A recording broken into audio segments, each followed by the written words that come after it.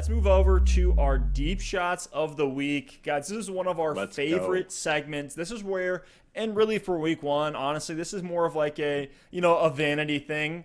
Like you aren't plugging in guys off the waiver wire. Maybe you are if you had a rough draft. You just don't feel confident in some spots.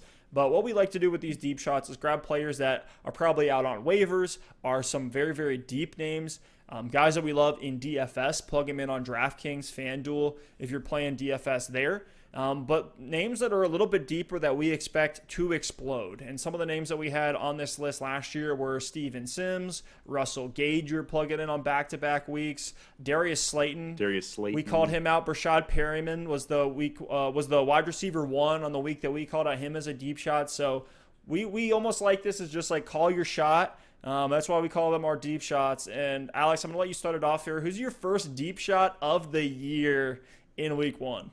Yeah, my first deep shot is Chris Thompson against the Colts. I talked about this game a little bit earlier on the pod. I expect the Jaguars to be in negative game scripts for a good chunk of this season. Their defense isn't necessarily great, and they don't have much of a running game. So it's weird I'm picking a running back on the Jaguars, but it's Chris Thompson who might as well be a receiver. And look, I'll preface it with this as well. Only start Thompson in PPR formats. Don't play him in a standard league because he's not going to give you the value you want. But when I look at Chris Thompson, first of all, as well, I'm adding all sorts of, intros here, but he's only rostered in 41% of leagues. So, he's had a big uptick in roster ownership here in the past couple of days as Raquel Armstead has been out and things like that. But he's still probably available in your league. So go check it out. But look, bottom line is there's a huge opportunity for Jacksonville at the running back position. As we know, Leonard Fournette got cut. And Raquel Armstead, who is supposed to take a lot of that work, is on the COVID list. And the coach is already saying he's going to miss a decent chunk of time or significant chunk of time. I don't know what the exact quote is, but we do know he's going to be out most likely this week against the Colts. So there's going to be snaps to be had at the running back spot. And I think Thompson's going to be the primary pass-catching running back in a game where they should trail a lot. And what really stands out to me about Thompson is the sample size that we have for him under Jay Gruden. Now, Jay Gruden was the coach of Washington when Thompson was there. He's now the offensive coordinator in Jacksonville. So there's definitely a correlation there. Rumors are that Jay Gruden made a hard push to sign Thompson on this team. And when you look at Thompson's production under Gruden, it's always been great. In 2017, Thompson actually was the RB11 in fantasy points per game for the full season. Wild. And he's that kind of guy at the running back position where over the years you've been able to plug him in. He's always, kind of like a 10 PPR point type of guy. And if he ends up scoring a touchdown, he gets you 16, 20 points and can have those big weeks. So if you ended up going zero running back or you're starting the season in a pinch, maybe you had some guys get hurt, had some really tough luck, or maybe you just want someone to pick up on your bench that you think could have some full season value. You want to see how they do week one. I think Chris Thompson is a perfect candidate to do that. I could easily see him getting 7 or 8 targets in this game, picking up 5 receptions for 50 yards. Maybe he gets a couple carries on the ground as well and has that touchdown upside. So Thompson's not someone that's going to win you your week, but when we're talking about these deep shots, it's where can you find value. And I like Thompson if you want to take a DFS flyer. And I also don't mind starting him, as your RB2 if you're really in a tough spot or in your flex position. So Chris Thompson against the Colts is might be the only time we can list him as a deep shot of the year because he's still under 50% owned. But, we're going to take that opportunity and talk him up here while we have the chance. I mean, I don't think he's going to play 16 games under any circumstance, but when he's out there, he's going to be a high-floor PPR monster, so I don't mind it at all, exactly. Man. I really don't mind it at all. I think back to names like Buck Allen over, when he was with Baltimore, like just this high-floor PPR guy. Sometimes he can score, and you're going to be extremely pleased. Yeah, you think of Theo Riddick. You think of even now we look at Boston Scott as a name like that. So I'm all over it. Nyheim Hines, another great option. Yeah, you got him for days. But no, I'm with you in terms of like, hey, if you want to call your shot week one, you can do a lot worse than Chris Thompson, that's for sure. And he's probably a guy who's available in a lot of places. And I probably wouldn't have agreed with you if Leonard Fournette was still there. But the fact that Fournette's gone, it's like they need somebody. And the other guys they got coming in are extremely inexperienced and unproven. So let's give the proven vet some volume, which brings me to my deep shot of the week, which is another proven veteran. It's a 10-year veteran in this league. I have no doubt that he's going to be able to continue his run that he's had over the last couple of years, where he has been a fantasy startable asset in a lot of places, even though it's not a sexy name. And it's Randall Cobb. He's playing on Thursday nights, so you got to get him out of your flex spot, put him in your wide receiver spot. But I talked about Cobb a lot as one of the last picks in your draft. Just pick him up because he's going to be the one stable option in this offense. He's dealt with some injuries on his own, but we know Will Fuller, missed, 20-plus games, 25 games over the last 4 years. Brandon Cooks would be a guy that's a concussion or two away from retirement. Brandon Cooks is out right now. He's not practicing. We don't know if he's going to go on Thursday at the time of this recording, so keep an eye on Brandon Cooks as well. And speaking of those reports, Kiki QT isn't going to be available for week 1. Reports have already confirmed that Randall Cobb will be the slot receiver in this offense. Slotty Pippen. He was 9th in yards per target last season, 15 yards per reception, which was right outside the top 20. And his average target distance was 10.2 yards, which was 71st amongst wide receivers. So you take a guy that was getting just extremely short yardage throws and completions, but then was able to create some yards after the catch with that. We talked about Robert Woods as the start of the week this week. I look at Randall Cobb as, obviously the ceiling's not there, the consistency's not there. Randall Cobb's much, much older. He's now in his age 30 season. Well, you look at a guy who can operate in an offense in the same way, and with the Texans against the Chiefs, which should be a high-scoring matchup, and even if it's garbage time and the Chiefs go up big early, I still think Randall Cobb is going to be a guy who's going to see close to 10 targets in this game. I don't know if the touchdowns are going to be there, but nonetheless, I think he'll be able to get some yardage as well. So give you a nice little plug-and-play spot start guy for week 1. I love Randall Cobb as a stash on your bench to beat everybody to the waivers, but also as a guy that you can plug in week 1 in a great matchup. I like it a lot, and the over-under in that game is 54.5 points. The Chiefs are favored by 9, so there should be plenty of pass volume to be had, and they're going to have to replace DeAndre Hopkins somehow, and if only they could stack Randall Cobb on top of Will Fuller's shoulders, they might be able to. But barring that, I don't think we're going to get Hopkins-level production, but there still should be a ton of value there this season, so I love it. And with that, Steph, I'm going to go ahead and switch over to my second deep shot of the week. Super excited about this one. He was one of my boys from last season. We're starting it out hot, people. Steven Sims Jr. He's back. Versus the Philadelphia Eagles. He's back like never left. People forget about what Sims did to close out last season, and this is why you pay attention through the end of the year. If you were eliminated from the playoffs in Week 10, you think I made this guy's name up. But Steven Sims was the wide receiver 9 over the last 4 games of 2019 with almost 17 points per game. He saw 9 targets a game over that span, 5 catches for 55 yards and a touchdown per game. And, man, I've been super excited about Sims as a deep sleeper weeks ago, early in the offseason.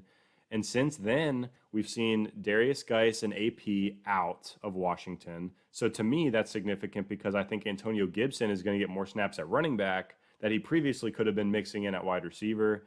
Kelvin Harmon is out for the season. He actually was coming on towards the end of last year at the receiver position. Trey Quinn got cut in the slot. So it's going to be the Terry McLaurin and the Steven Sims show and Antonio Gibson at running back in Washington. I'm super excited. If Dwayne Haskins can get any better than he was last season, Sims is going to have a huge year. But looking at week 1, I think the opportunity is definitely going to be there. And when you look at the matchup, it's also pretty good. The Eagles secondary was not great last season. They were 19th in the NFL in pass yards allowed per game. They did pick up Darius Slay, but I think he should be pretty focused on Terry McLaurin in this week 1 matchup. So Steven Sims could have a huge opportunity to explode in week 1. He's also got that big play potential as well, which you always love. And Washington, just as a whole, should be a little bit better this year in terms of offense. They were last in the NFL last season, dead last in plays per game with 52. Now that Ron Rivera is there and Bill Callahan doesn't just want to run the ball 70 times a game, even if the offense isn't efficient, they should at least see some more volume, which will be great for both McLaurin and Steven Sims. So, look, I don't know if I'm going to feel confident saying, start him over some of these other options in week 1. Like, if you've got a Golden Tate, if you've got that kind of tier player, a Jamison Crowder, I'd probably go with the safe and proven commodity until we see this Washington team on the field. But DFS, I love Steven Sims. Yes. If you're in a deeper league, maybe you have a league that has like 3 receivers and 2 flex spots. I don't necessarily mind throwing him in one of those flex spots if you are in a deeper league with more starters. So those are the scenarios where you look, if you got to throw him out there, cross your fingers and hope for the best, but I think Steven Sims can get it done. Sims is one of the guys that we look for. Like we're talking about, even with my Randall Cobb pick, it's uber efficient slot receivers that'll see short yardage completions, easy completions. We know the volume's going to be there, and they can add some yardage on top of it to give that production a nice premium and take over the top. So I'm with you on Steven Sims, and really a lot of these slot guys. I think we'll be talking about a lot of slot receivers this year in our deep shots, but no, I'm with you on Sims, and I'm pretty sure, you can correct me if I'm wrong here, last year against Philadelphia, he absolutely ate. So I love the pick. Speaking of Philadelphia, Steph, I think I have an inclination of who this last deep shot of the week is going to be. A guy we all know and love, especially in week 1. If you've been starting him in week 1 in the past, you've probably been pretty happy. But I won't steal your thunder, Steph. I'll let you go ahead and hit us with. I almost made this guy my start of the week. I ended up slotting in Robert Woods there, but Desean Jackson, I'm so in on him week 1. I'm flexing him in some places over names that I probably shouldn't. Names like Cortland Sutton, names like AJ Green, because I think D-Jax is going to absolutely eat in week 1. I do not endorse this statement. In 2018, week 1, with the Tampa Bay Buccaneers, Desean Jackson had 5 targets, 5 receptions, 146 yards, and 2 touchdowns.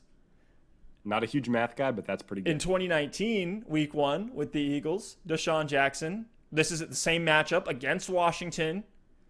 He had 8 receptions on 9 targets, 154 yards, and 2 touchdowns. So the week 1, the motif with D-Jax has been a week 1 explosion over the last 2 seasons. I think it will continue in what should be an easy matchup for the Eagles. Both teams he's played for in the past as well. Ooh, throwing in some extra spice in there as well. I mean, the Washington team was in the bottom 12 against receivers in 2019. Their front 7 I do like, now bringing in especially Chase Young. But with Desean Jackson as the last man standing in the receiver room, you got to love his outlook for week 1 on this Eagles offense. You drafted Desean Jackson. Maybe he's on your waiver wire. Go snag him. But if you drafted him, you knew you weren't going to get him for 16 games, so you may as well cash in now. Alshon Jeffrey, he actually dodged the pup, but he is out and potentially returning within the next 6 weeks. But he's not going to be out there in week 1. Jalen Reagor is doubtful to suit up for week 1 with a shoulder injury.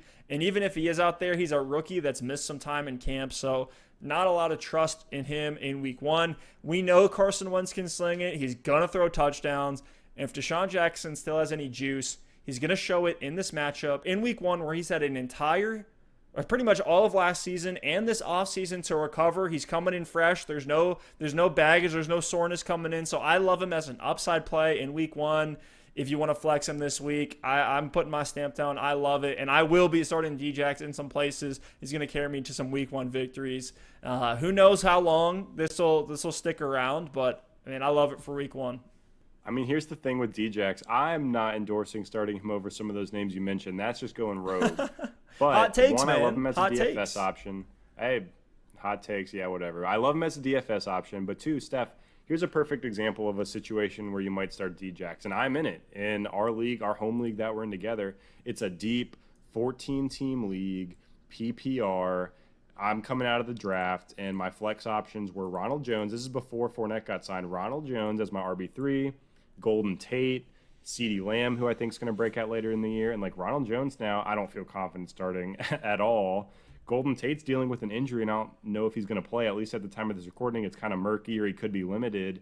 And then CeeDee Lamb on Dallas, he might have a big game, but as a rookie getting eased into that offense, who knows? So if I had D-Jax on my team, I'd be playing him in my flex, and I don't, and I wish I did. Maybe I need to send out some trade offers. But that's a perfect scenario where maybe since you drafted, a couple things changed. Players might be limited, situations changed, and you just want to roll out that deep shot of the week into Desean Jackson. I love the pick, and I'm going to be keeping my eye out to see if we can have another D-Jax explosion in week 1. That's going to be a high-flying game. Look, 2 of our deep shots going head-to-head, Steven Sims and Desean Jackson. Should be fun to see who comes out on top there.